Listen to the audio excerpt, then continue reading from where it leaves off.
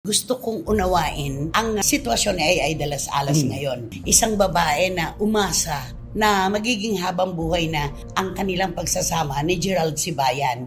Pero biglang nawasak. Alam mo, dapat ito kay Ay kasi dapat tumahimik na lang siya. Ang dali niyang magpadala sa mga tulsol. Hindi maganda yung screenshot, inilalabas pa niya na yun daw kabet at saka yung cheater, malapit lang daw sa bahay nila ni Gerald, yung pinupuntahan na restaurant. Meron daw 100 million pesos daw po itong si Ay de las Alas na hindi raw niya namalayan, nawala na pala. Ay, bakit may 100 million ba siya? Pinili ka pa naman ng Vatican, binigyan ka ng award, pero bakit parang napaka-negative mo na ngayon? Ngayon, gusto niyang tumira sa mga anak niya. Bakit ayaw ng dalawang anak niya? Governor Mark Libiste, may bagong pag-ibig. Sino ang pinalit niya kay Chris? Siyempre. Bagets! Super Bagets! Miyembro ng Sparkle! Ano kaya ang masasabi ni Chris Aquino ngayon?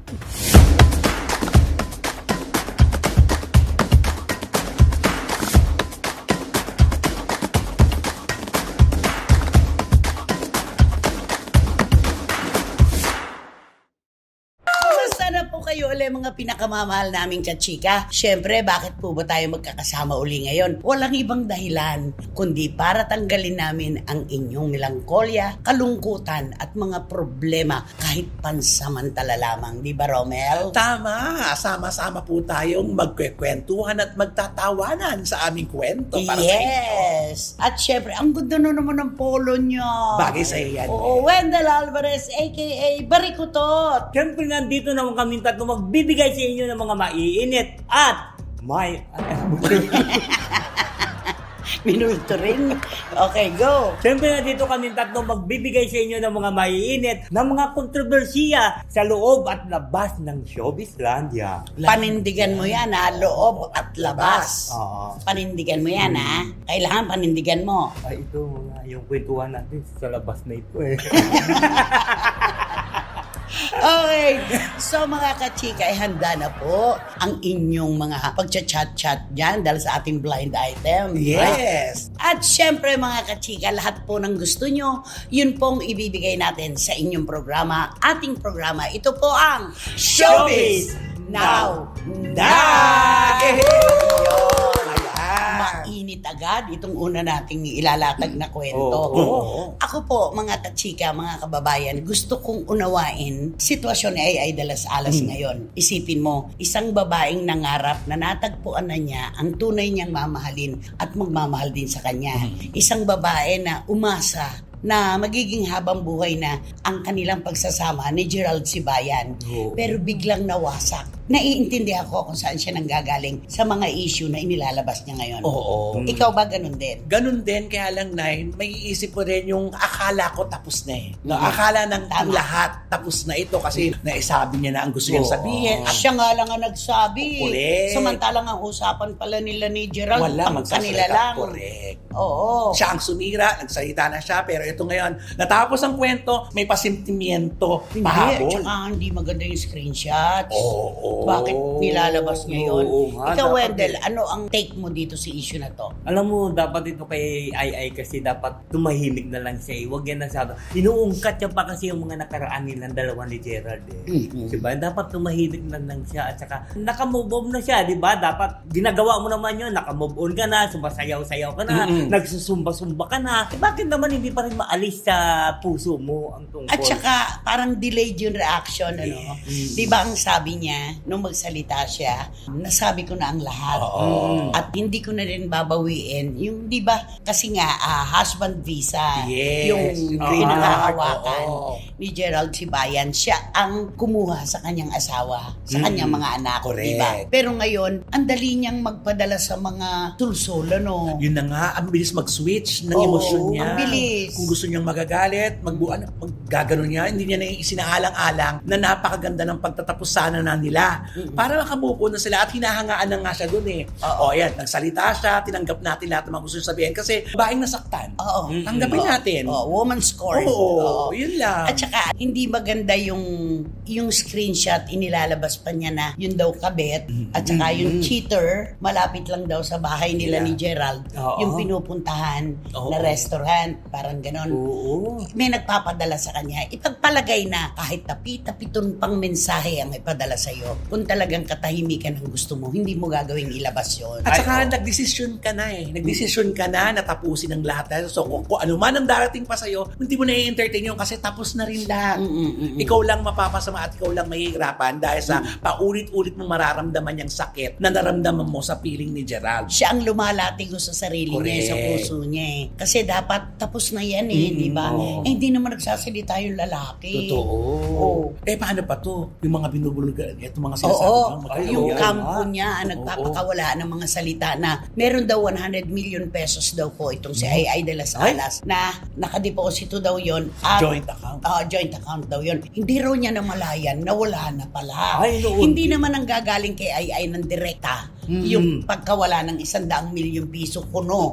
Ang kampo niya nagsasabi, isipin mo no, sa pag-iibigan ba merong kwentahan? Ay, grabe. Diba? Parang lumalabas ngayon eh.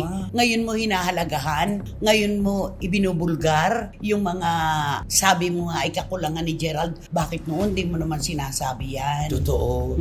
At saka iisipin na naman natin yan, saan na naman nakuha sa kampo? O kung hindi kay Ay nang galing yan, sa kampo ni Ay nang galing, paano nila malalaman yan? Kasi personal na yan. Yung detalye. Di ba? At saka tuloy nga marami nag-question sa kanya ngayon, bakit may 100 million ba siya?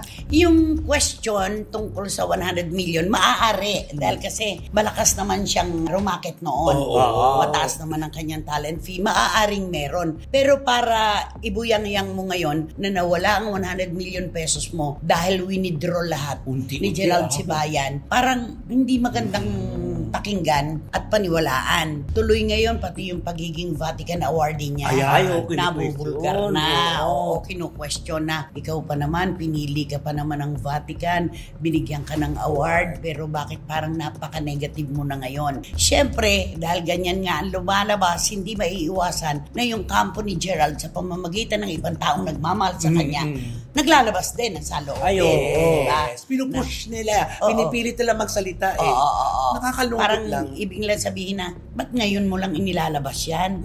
Wala namang ganyang issue noon. Correct. Bakit pati yung pera, pati yung ano daw ni Gerald, yung kanyang visa, yung babawiin daw. Babawiin daw yun. Para maging PR, wag na raw kasi bawiin na lang daw niya. Total naman daw siya ang dahilan ba't nakarating doon. Ano yung mga sagot niya, no? Yung sige. Sige. Let me think about it. Mga ganon.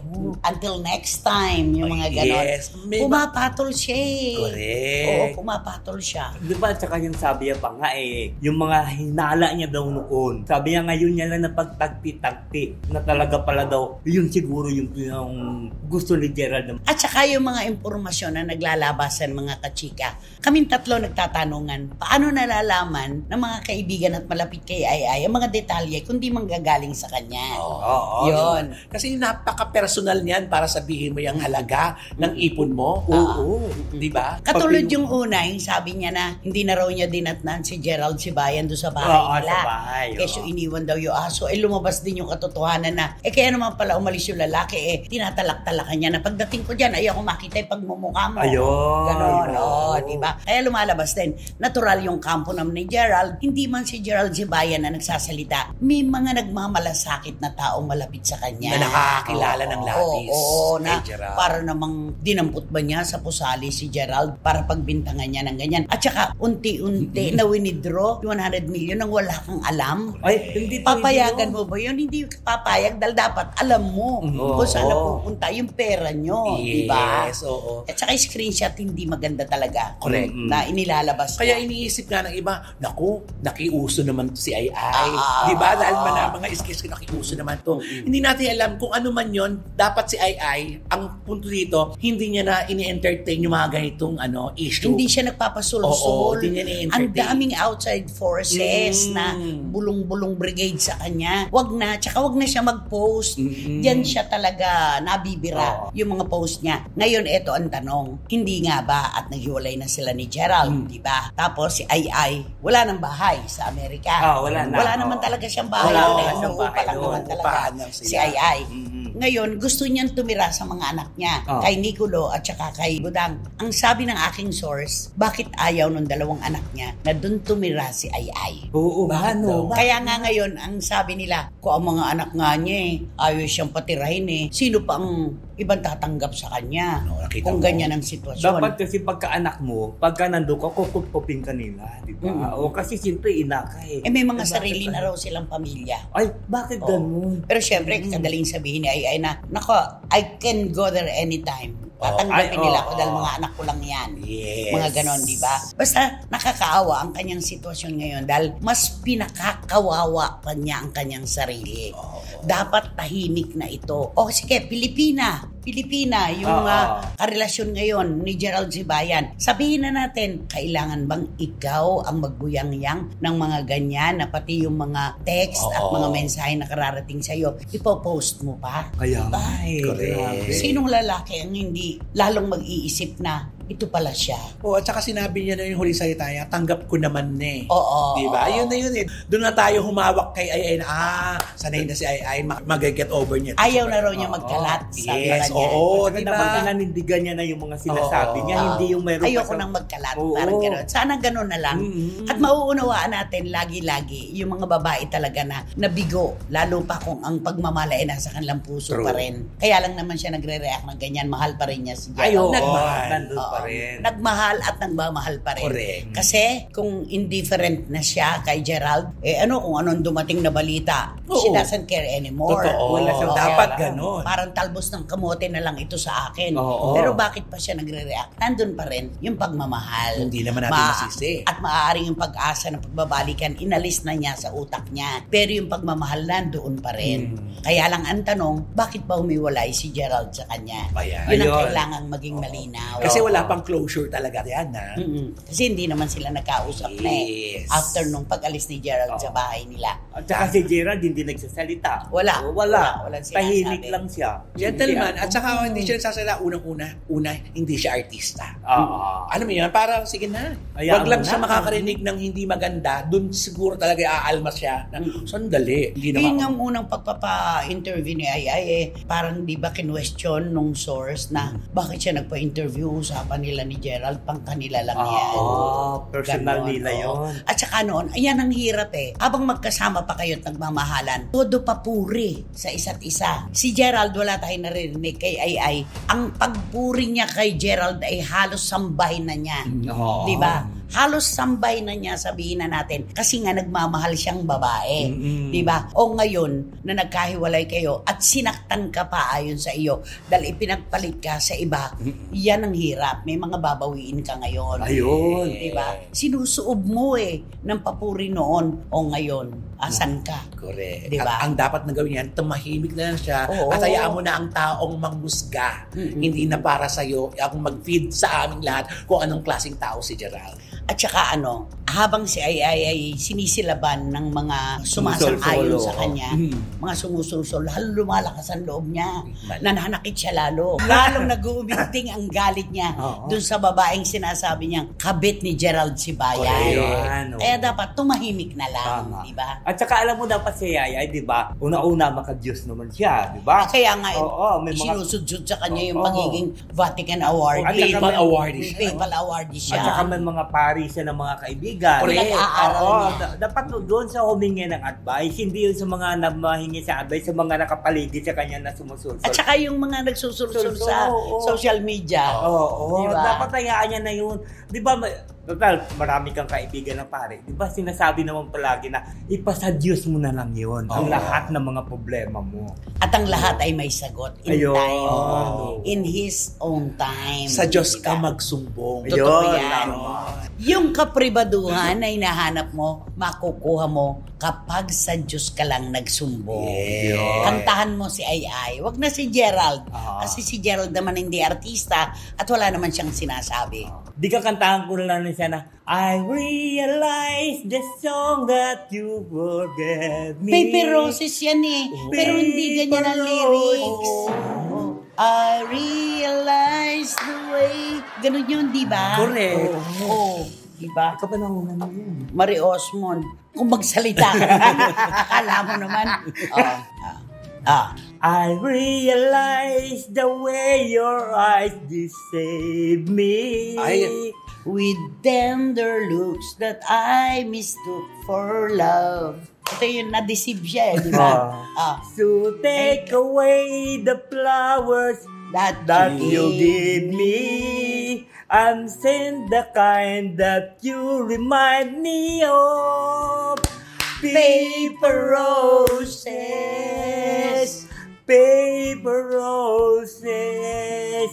Oh, how real they sound seems to me. So, ibig niya sabihin dito, yung paper roses lang yan, di naman totoo yan. Dinisib mo nga ako eh. Yung look na akala ko, yun na yun. Yung pala you mistook it for love lang pala. Di ba? Yun. Yan. So, please talk to Ay. To Miss Ay de las Alas. You just always keep quiet and never mind about your problem about Gerald Subayan. You just pray and go to church. You don't have to tell Ay. She goes to church every now and then. Ano pa? You just pray and Pray daw. Pray. You just pray. Okay. Ay, nako, itong pangalawa. Ikaw ang bumangka dito. Naku, eto na nga. Si Vice Governor Mark Libiste. May bagong pag-ibig. May bagong pag-ibig. At bagets. Super bagets. Miyembro na Sparkle. Ano nga ang pangalan niya? Dako si Ira Lopez. Ayan. Kumag-anak ni Tanya Lopez. Lopez. Ang dami-dami naman Lopez sa bansang ito at maging sa buong mundo. Hindi, nakakawa. Ano lang din, natagpuan na niya yung moving on process. Yes. Kasi ang tagal niya na bago siya nakapag-move on, di ba? At saka mahirap ito para rin sa kanya kasi katulad niyan, di ba, unang-una, syempre magiging interesado ngayon yung mga tao sino ang pinalit niya kay Chris Aquino. Magkasundo daw sila kasi mahilig sa sports itong si Ira Lopez. Triathlon player daw. At vlogger pa at the same time. Kaya sport. Yun. Di supported din to si Vice Gov sa kanya. Siyempre. Kaya nga nagkakasundo sila, di ba? At pinanindigan niya ito. In fairness. Kaya yung babae, proud na proud. Ano kaya ang masasabi ni Chris Aquino ngayon? Wala. Sabi nyo ni Chris, congratulations. Hindi, may nagtanong yata kay VJ Mark. Anong masasabi mo ngayon tungkol kay Chris Aquino? Anong sagot niya? Wala. Lalo naman si Chris, tanungin mo ako. Ano masasabi mo kay Mark? May bago na siyang pag-ibig. Nothing. In English ko lang. Nothing. He deserves to be happy. Wow. Just like me, I also deserve to be happy. At least maganda rin yan. Lahat sila nakaka-move on. Nakapag-move on. Ganyan dapat. Correct. No? Ganyan dapat yung kapag nabigo ka, huwag mong isipin na panghabang buhay mo na yan, nabitbit sa puso mo. Hindi life sentence yan. Yes. May leksyon lang na natutunan at saka hindi lang kayo para sa isa't isa pero hindi life sentence. At saka dapat matutunan na rin nila na minsan nagmahalan sila ng masaya sila. Kaya pag nagkahiwalay, sana panatiliin na lang nila yung saya. Huwag na yung, huwag na alalahanin yung malungkot. Yung malungkot. At saka saan ka naman nakakita? Si Vice Gov noon. Talagang pumupunta ng Amerika. Ginagawang Quiapo lang ang Amerika. Super effort. Nag-e-effort talaga. Super. At saka siyempre isipin naman nila talagang hindi talaga kami para sa isa't isa.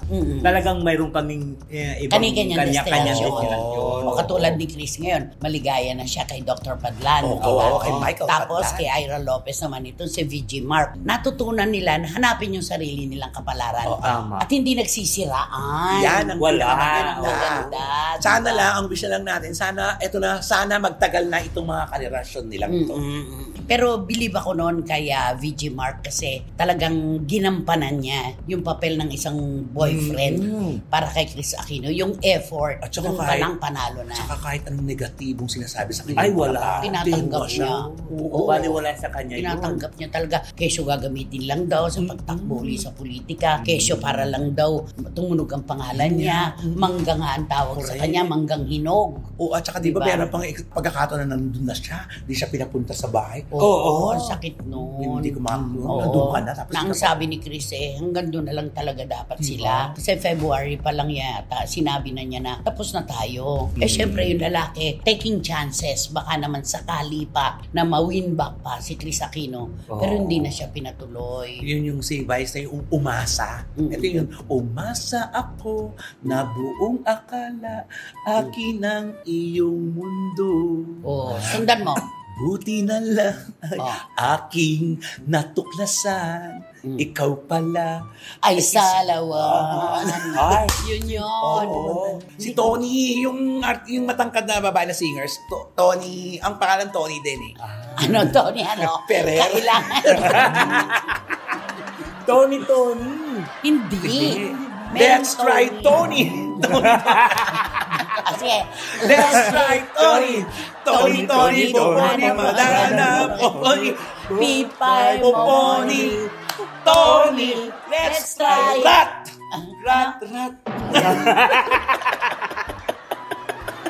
May muto. Hindi, nakakatuwa lang na, di ba yung kapag ka nawala yung isa, siguradong may darating. Hindi lang magic, pero meron, di ba? Maganda tong ginawa ni Vice Gov. Correct. Di ba naman? At hindi natawag may respeto. May respeto. At saka walang pagsisisi ang ginawa niya. At saka pag may respeto ka, hindi mo magagawang siraan. Ayun. Unang-una yung mga naninira na babae sa kanilang nakaraang karelasyon o lalaki sa kanilang ex, unang-una walang respeto sa sarili. Kaya hindi makakapagbigay ng respeto sa kapwa. Yun lang yun. Napakalungkot. Dapat yung respeto muna sa sarili. Magagaling. Ganun lang yun. Yes. Di ba naman? Please talk to VG Mark. To Vice Governor Mark Levesque, congratulations that you have a new girlfriend.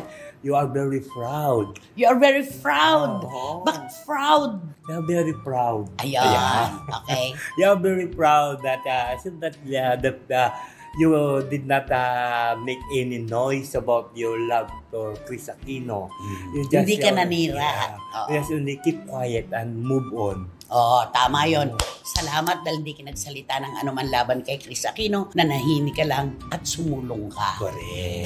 Ang galing-galing mo, Wendell. Ang gitna ka talaga. Ito tayo talaga. Ay, nako. Sino ba kasi yan? Sino ba yan? Sino nga ba yan? Sino ba yan? Ako, ito ang pag-uusapan natin. Ano ba yan? Naku, maluloko kayo dito. Lalim. Humihina agad yung baterya. Umpisa pa lang. Maluloko kayo dito sa ano. Ay, totoo. Kasi ito sila, magkarelasyon itong pag-uusapan natin. Matagal na. Matagal na magkarelasyon at saka masaya silang dalawa at tayo naman natutuwa. Marami naman ang natutuwa, lalo na yung mga nakapaligid sa kanila. Tuwang-tuwa sa kanila dahil nagkaroon sila ng relasyon. Tuwang-tuwa kairo ko sa akin. Ngayon ito na ang, Alam ko yung kanta na yan. ang pinakamatindi. Ano? Mayroon na biglang pumutok na kwento na ito pala yung dalawang magsing-irog nito ay nagkahiwalay na. Ito ba, totoo na to? Kasi galit-bati lang. parang Yun wala naman nang ang drama nila kung minsan, di ba? Ngayon ba, totoo na ba to? Siguro, iwan ko lang sa girl, baka siguro tanggap yan na talagang wala na sila kasi may nahuli siya eh. Ay, may natuklasan. May natuklasan sa kasi doon sa kanyang boyfriend. Na ano yun? Naku, hindi lang pala siya. May kasalo sa May pinggan? kasalo siya. Pero ang kasalo niya, hindi katulad niyang babae. Ay, oo. Katulad ng boyfriend niyang lalaki. Ganun. Lalaki? Lalaki. So, namamakla. Yun na yun di ba? Kasi lalaki. Oo, nagulat nga yung babae bakit? Ang tagal-tagal na yun may ganyan. Bakit ngayon niya lang natuklasan? Diba? Ako naman hindi ako maniniwala na basta-basta yan. Oo. Ang tagal-tagal nyo na magkarelasyon, ilang taon na ngayon mo lang nahuli Oo. na namamakla ang boyfriend mo.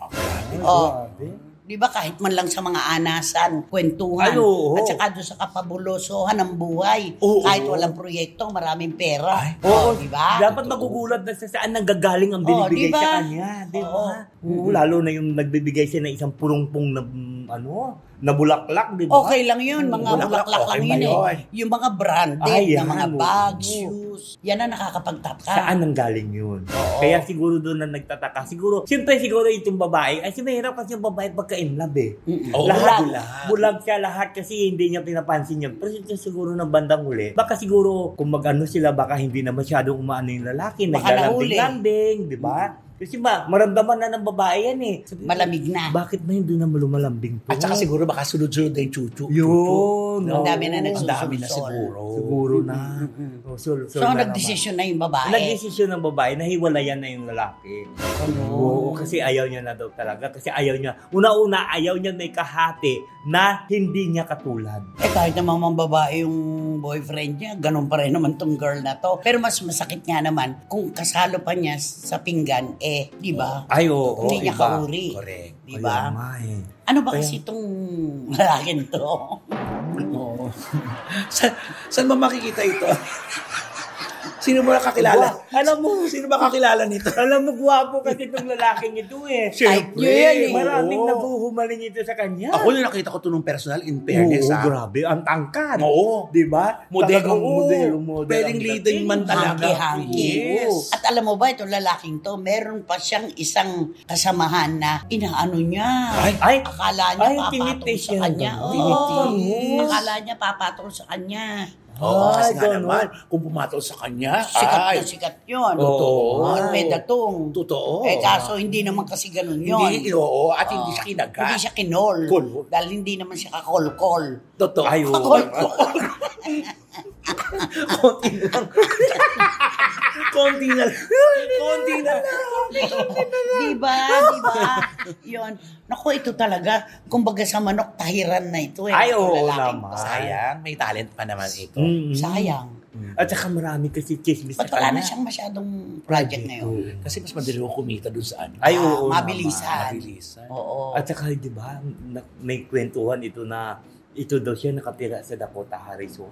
Ganun ba? Oo, marami nagsasabi. Hindi ba taga-duty free yan? Hindi, sabi daw talaga Dakota Harrison. Kaya naman Dakota pala. Harrison daw. Kaya naman Oo, pala eh. maraming parokya. Kaya hindi nga ang makakalimutan-limutan ito ng friend mo. Bahala ka, Wendell, ah. Pag tayo, nawala na. Pag tayo talaga.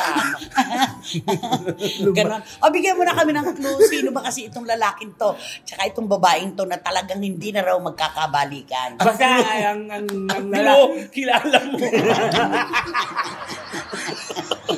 Ako magtatawagan sa'yo, sino yung kikilala mo? Alam mo, ito, ang lalaking ito, may kapangalan siya. Isang action star. Okay. Yun na, hanggang doon na lang, ha? Na may anak na sexy star. Ay, oo, yun. Ay, napakadali na niyan, ah. Napakadali. Yung girl. Ay, yung girl na po. Unahan na kita, ibibigay lang nito. Ang kanyang apelyido ay isang bayan sa Rizal. Di ba? Yun naman ang sasabihin mo. Yun ang sasabihin mo. Oo, hindi. Yun na yun. Sabi ko na di ba? Clue pa para doon sa lalaki. Bakit? Basta ito, ang lalaki, ang kaapelido niya rin, mala-artista din eh. Ang dami-dami namang Madami ganyan. yan. Oo, mahirap yung apelido. Basta gwapo siya. Ay, gwapo, matangkad at pang-modelo ang katawan At niya. isa pang tanong ko, nasabay kayo yung sasagot, type nyo. Yes! Yun na yun. Okay. Yun na yun. Nako, mga kachika, sigurado ito. Ayan, chat na si Ayan, ganyan to. go. Saka si Chuchu. Ano ko sila nga ito? Wala nang mauupo ngayon sa row 4 na katabi ang mabahong basurahan at Walang electric fan. sigurado yan. Di ba naman? Kaya naman, Romel, Naku, mag-subscribe po kayo, mag-like, mag-share, at pakisama na rin po ang Romel Chica Vlogs ko. Maraming salamat ang birthday po. celebration At mo. yes, Nanay Pep, 23 po, Clowns Quezon Ab, super guest. Birthday show ko po yun. Wag po kayong mawala. Please. Okay. Ayan. And, Siyempre, wala kayong dapat gawin kundi hit nyo lang yung bell para magkaroon kayo ng notification, makatanggap kayo ng mga bagong upload na videos ng SNN. At ang lagi ko pinapaalala sa inyo, please, don't skip at supportan yung aming Showbiz Now na official. Ito yung aming TikTok.